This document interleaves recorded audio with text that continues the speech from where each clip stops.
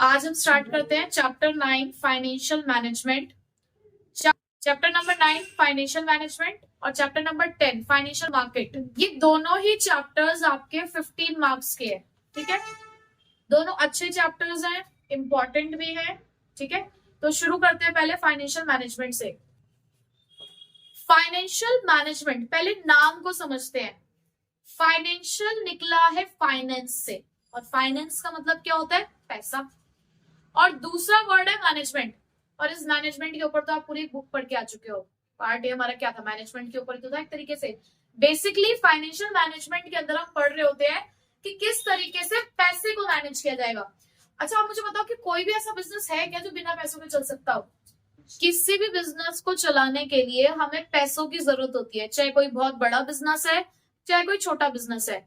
हर business में पैसों की रिक्वायरमेंट होती है। ठीक है, तो बेसिकली अब उस पैसे को मैनेज कैसे किया जाएगा, कहां से वो पैसा आएगा, किस तरीके से हमें उसका इस्तेमाल करना है, यही बताएगा आपको ये चैप्टर। यानी कि ये चैप्टर आपको सिखाएगा कि आप अपने पैसे को कैसे रखोगे, किस तरीके से उसका इस्तेमाल करोगे। ठीक है, तो सबसे पहले हमारे पास डेफिनेशन है बिजनेस फाइनेंस की। देखो, फाइनेंस तो हम जानते हैं कि क्या होता है। फाइनेंस है पैसा, जो कि किसी भी पर्पस के लिए इस्तेमाल किया जा सकता है।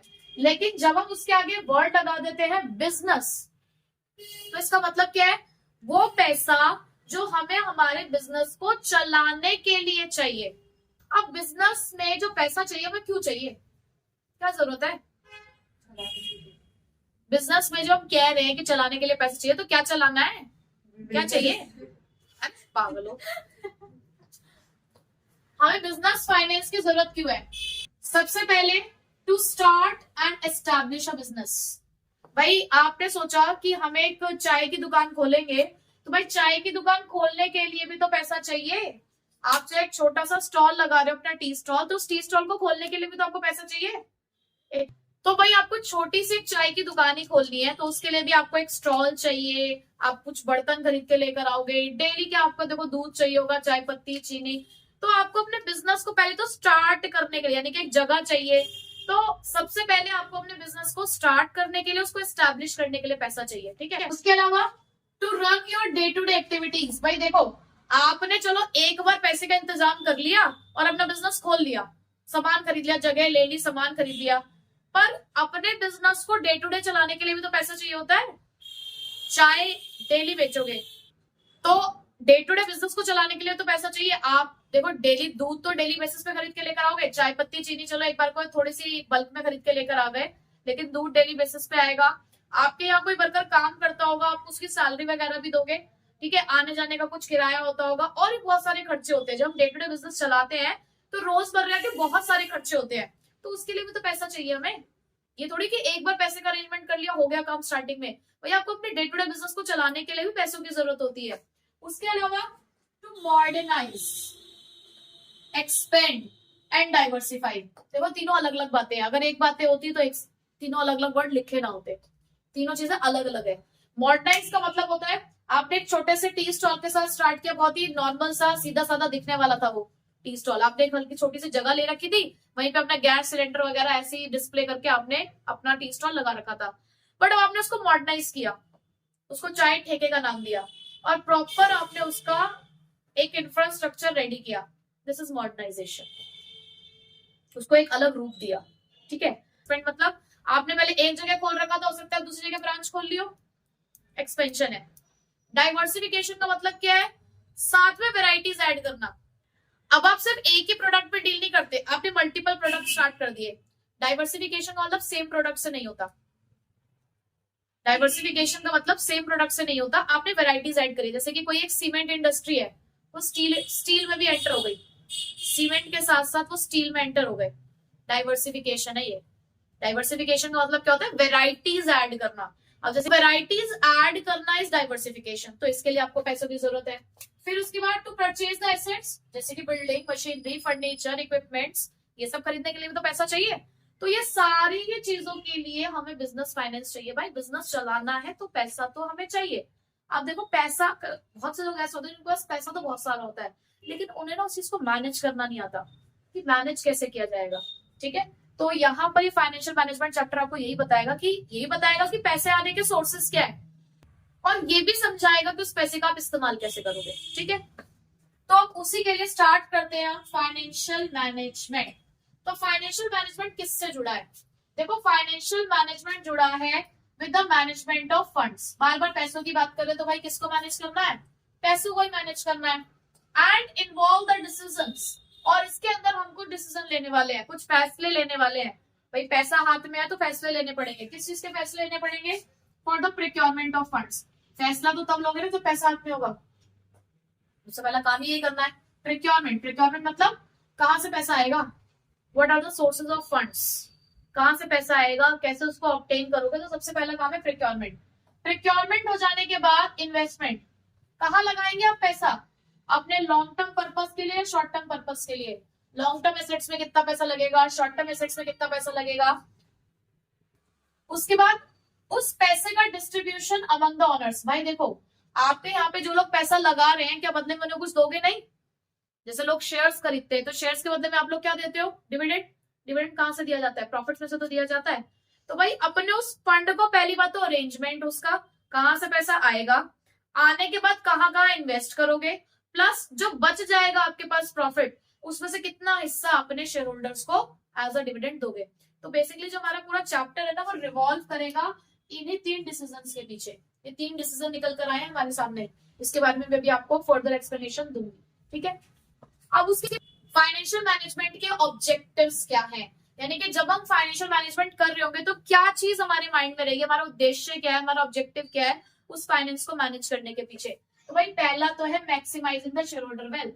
खुद सोचो, तुमने अगर किसी जगह पे 100 रुपए भी लगाए होंगे ना, तो तुम्हारा मोटिव क्या होगा?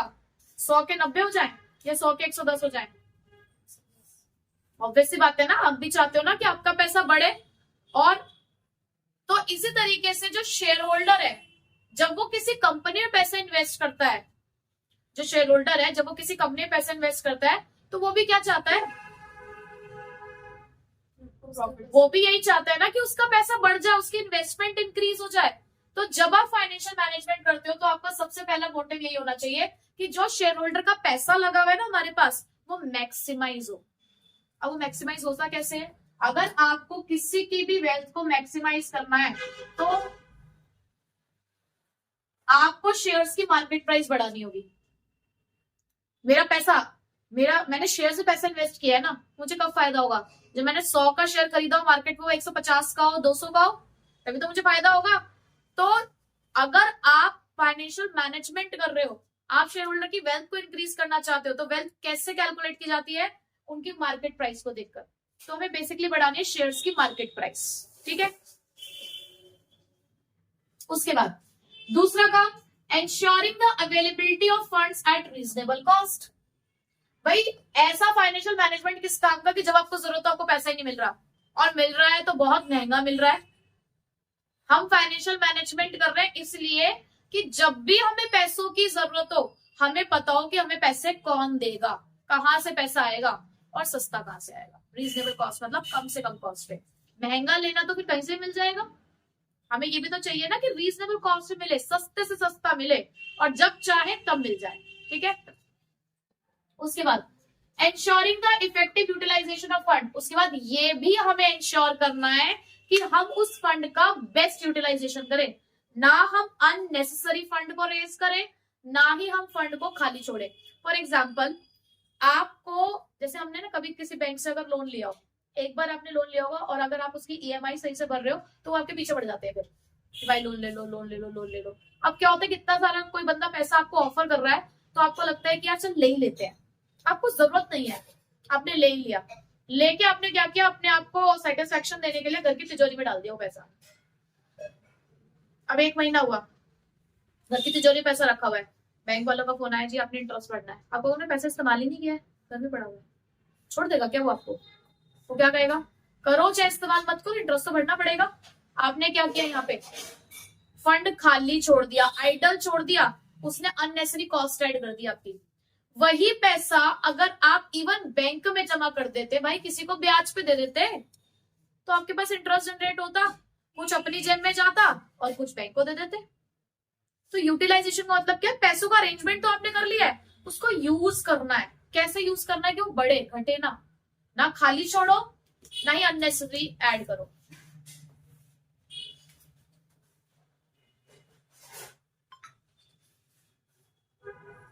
उसके बाद ensuring the safety of funds. भाई देखो, जिनका पैसा लगा हुआ है उसकी सेफ्टी बनाकर रखनी है।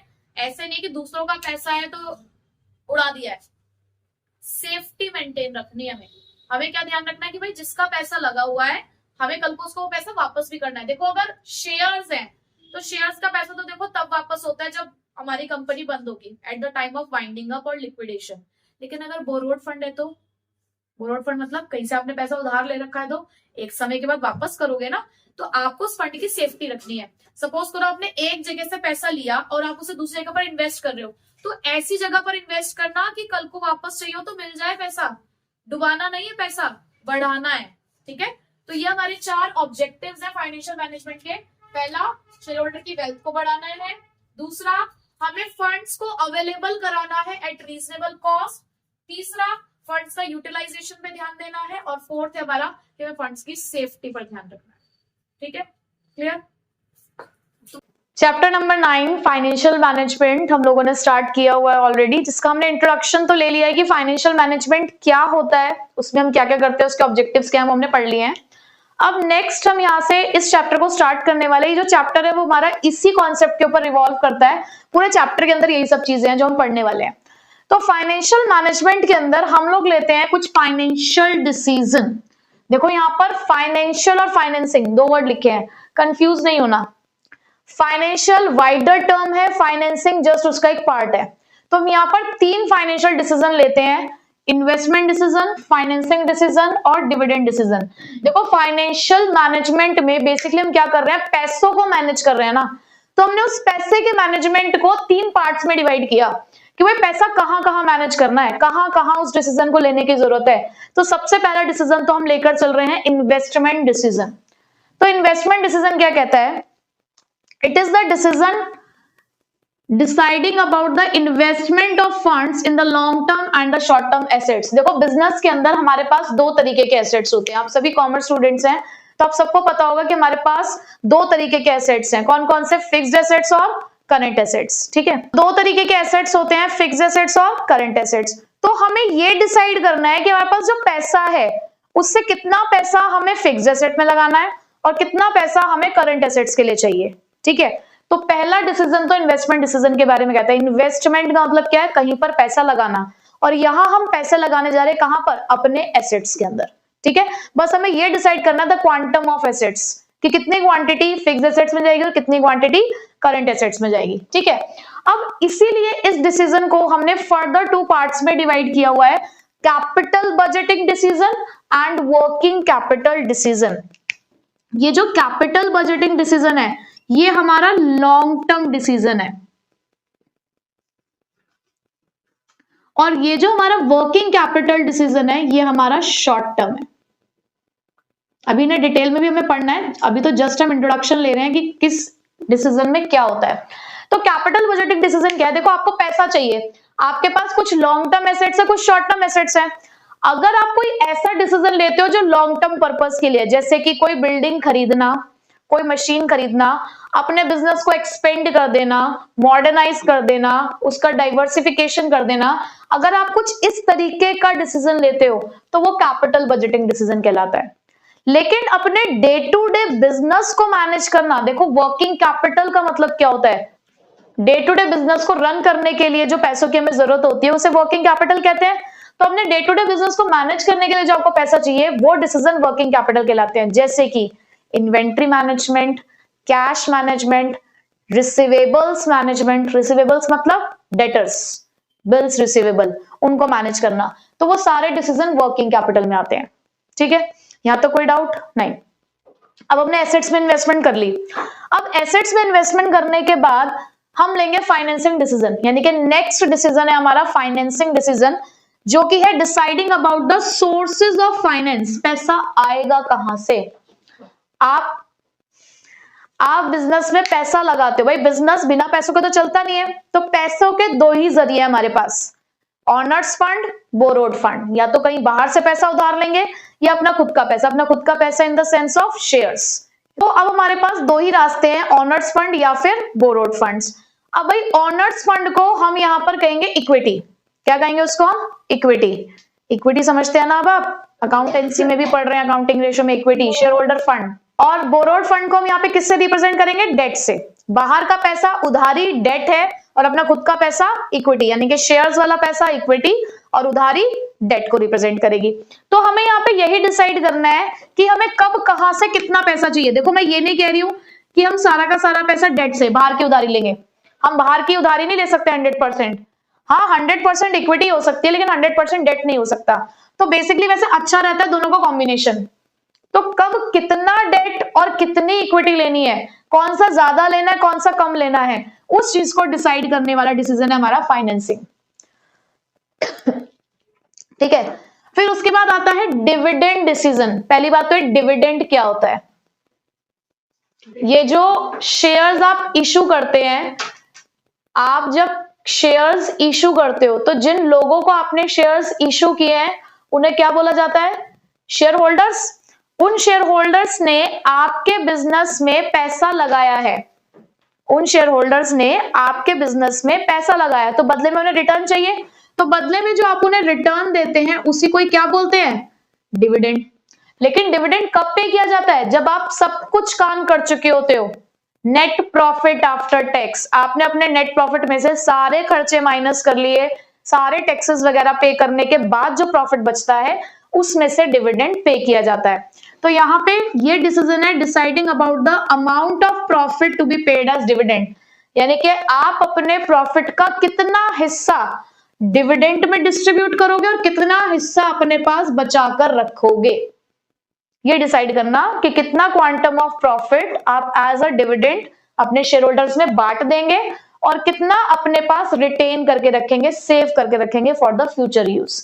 तो उस चीज का डिसीजन कहलाता है डिविडेंड डिसीजन। तो ये तीन बहुत मेन डिसीजन है जो हमें इस पूरे चैप्टर के अंदर पढ़ने हैं वन बाय वन, कि कौन से ऐसे फैक्टर्स हैं जो इस डिसीजन को अफेक्ट करते हैं। तो वही सब हम डिटेल में पढ़ने जा रहे हैं। तो सबसे पहले मैं स्टार्ट करूंगी इन्वेस्टमेंट डिसीजन को। ठीक है,